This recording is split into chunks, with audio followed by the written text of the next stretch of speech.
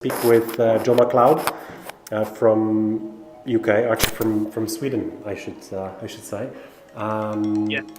And so this is the first episode of a show called Like and Like, where I speak to our Product Camp attendees, speakers, and friends, and ask them a couple of questions. And the format is basically asking about things that you have recently discovered from within the UX industry that you find cool, you like, or on the flip side of the coin, you hate or you dislike. It can be anything really. It can be a fad, or a tool, a method, anything that comes to your mind. But maybe before we get into that, can you tell us a bit more about yourself, Joe?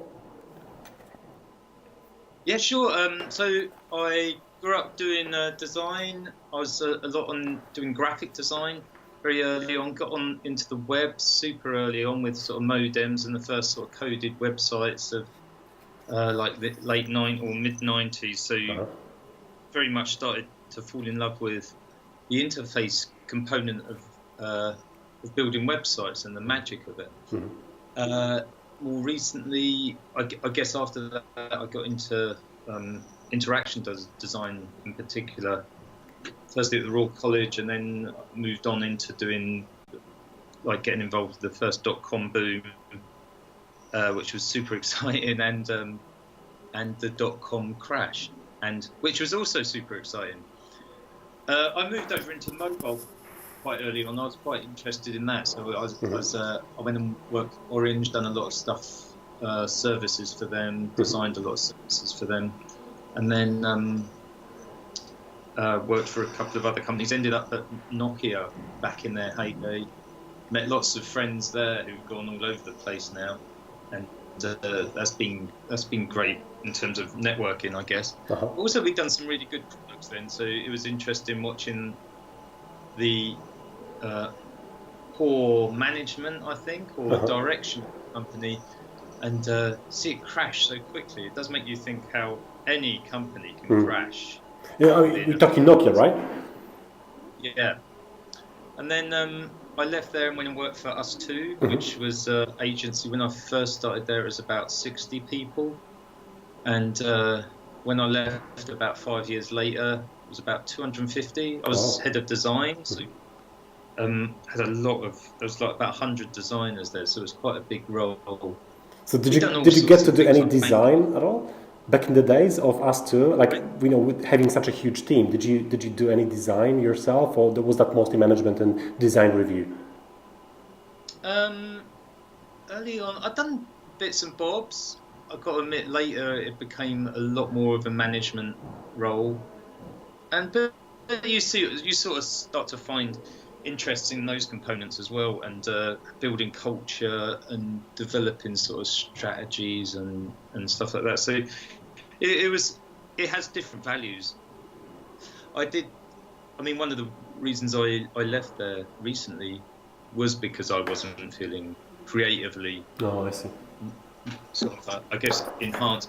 So wanted to get involved in looking at the ends and closure experiences stuff, because I've been playing around with that for over a decade, and I left to do that and to hang out with my kids more. My wife was really keen to get back to work again, so I wanted to encourage that, and equally I think it's important for men to step back and give the opportunity for their partners to get back to work.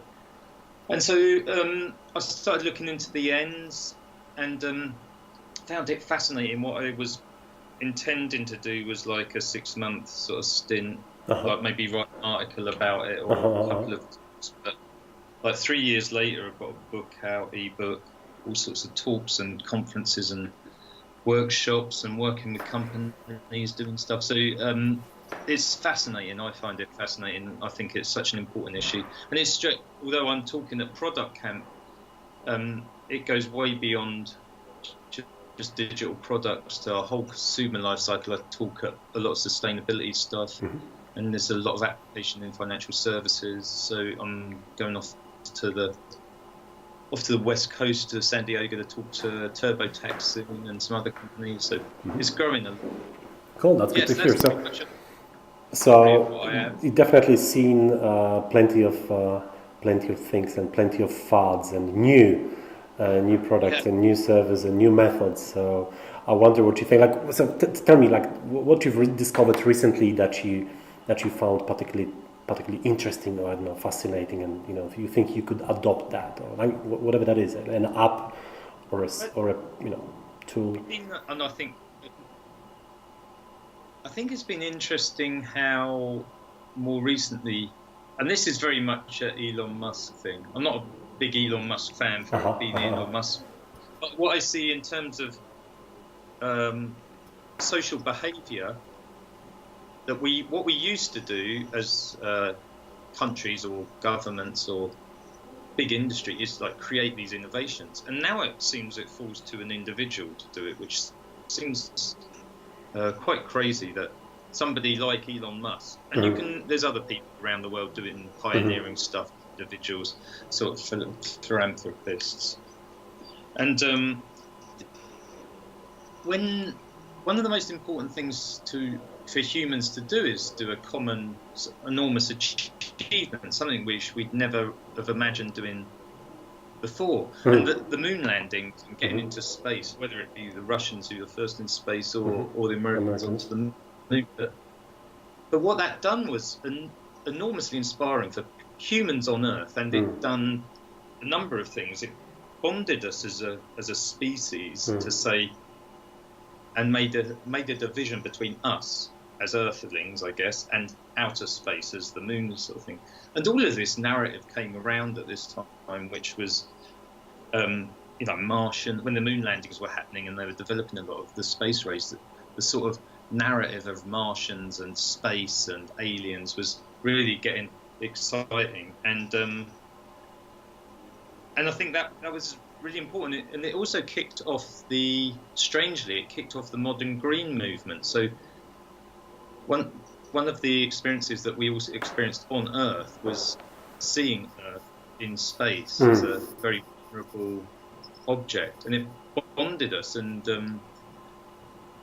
what I see more recently is individuals having to step up because governments are too busy in politics and hating one another, achieve these inspiring things. Yeah, no, that's a very interesting observation. I mean, I was about to say that maybe this is as it always was, but now especially with the moon landing and everything, you made me realize that governments were much more involved in bold visions, and yeah, true.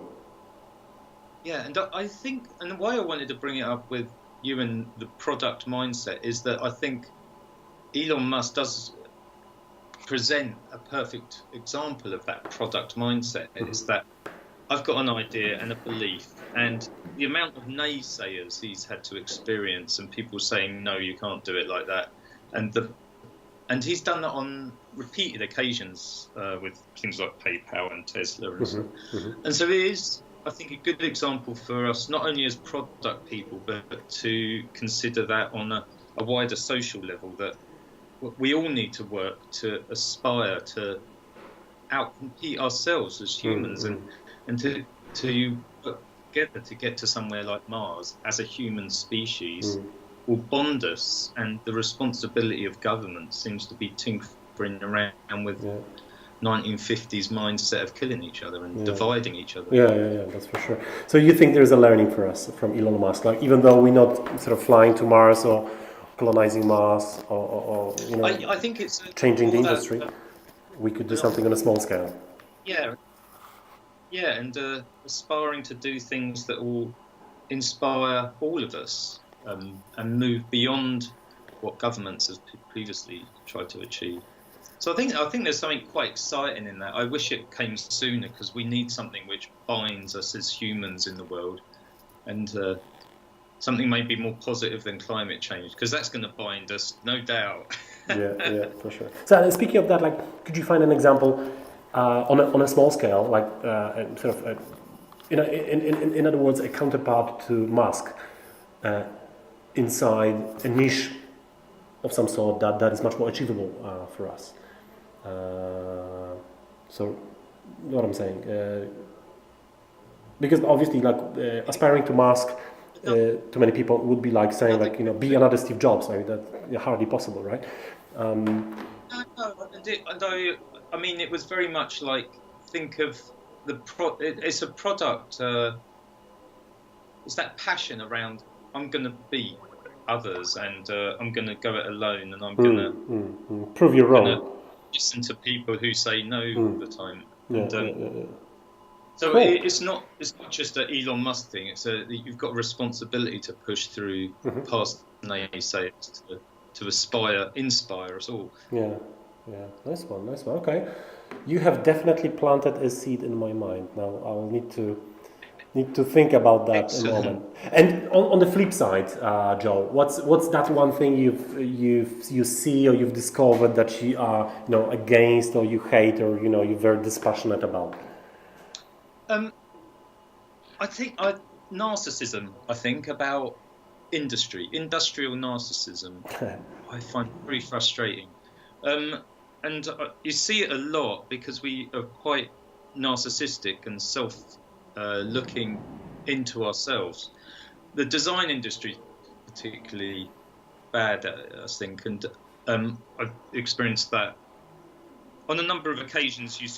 The ego of the designer's big enough, but then we layer on top of that a sort of patronising approach to any other industry and skill set, and it super frustrates me when I think the thinking mindset is around this, where you should think like a designer, and saying that to other groups, and just saying like, for one thing, this is a designer saying it, and for another thing, it's about thinking, and it suggests that one group is better than another group at thinking, and it patrons other groups. What do you know? You're an accountant, right? What do you know? You're a financial advisor.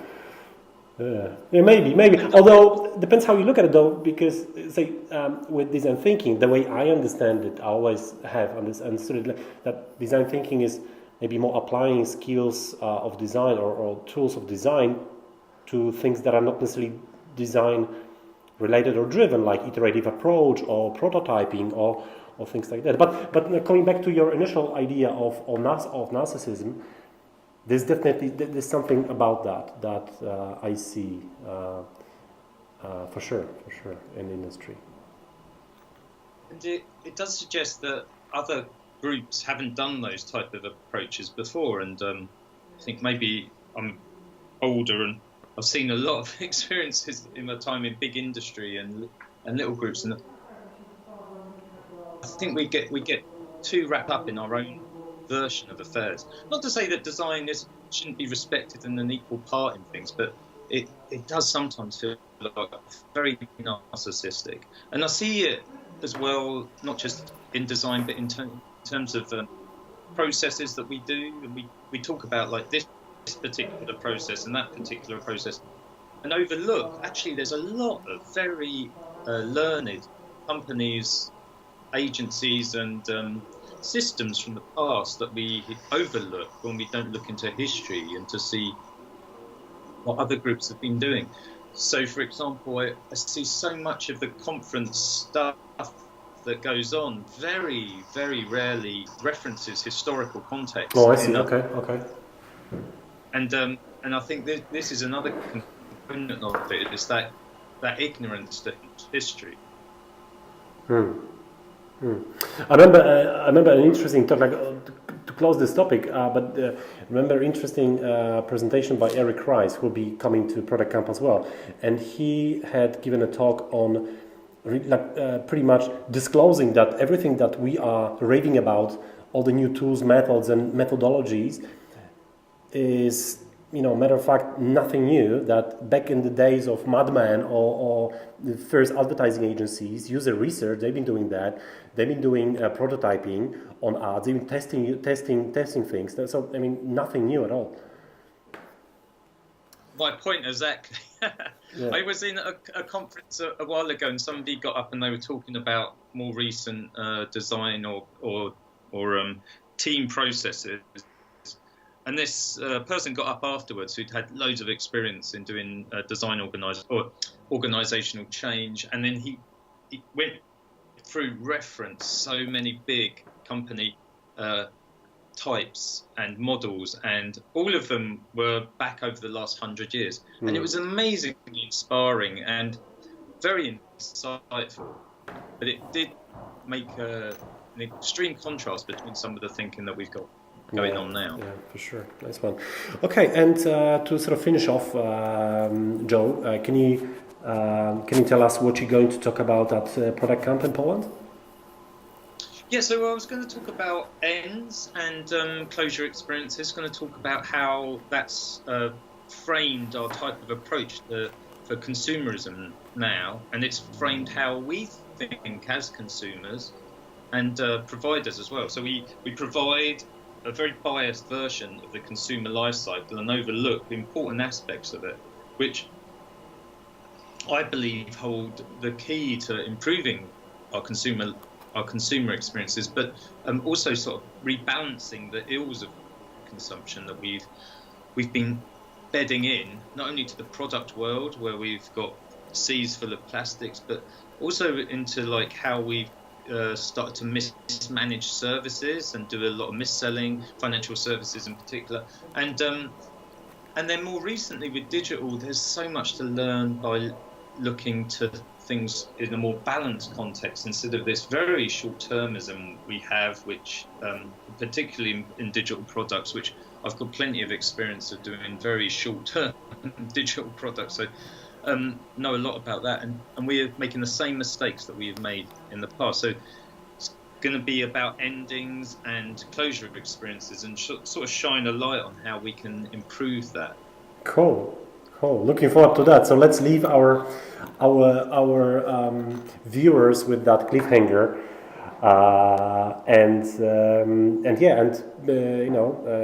welcome everyone to Product Camp. Cool. Thank you, Joe. Have a lovely. What is it today? Tuesday in Sweden, right? Yeah. Nice and sunny. Great. Cool. Thank you. Thanks. Ciao. All right. See you later.